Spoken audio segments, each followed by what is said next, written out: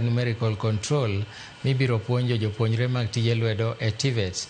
Tiegruok ma kamano biro neno ni jopuonjrego yudo lony madwarore e chich tije mondo bednegi mayot yudo thuolo mag tije tok tieko tiegruok.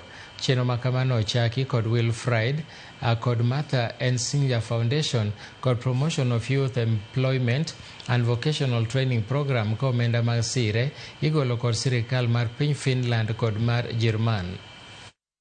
Our aim is to bring practical aspects into the TVET training and TVET education, and I think that is very important that people actually not only learn from the books, but also from practical experience, and that is what I have seen here. We are having a social impact. We are telling people why they should do that. We are giving them a purpose.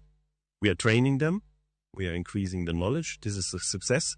And yes, it's also a little bit of a challenge to make a market develop even further, which is maybe not yet where it might have been, where it could be, or where it should be. But where it will be, I'm very sure, in the next future. Enhancing CNC machining training means equipping our youth with the precision, efficiency, and digital skills in demand for today's advanced manufacturing sectors, both locally and globally.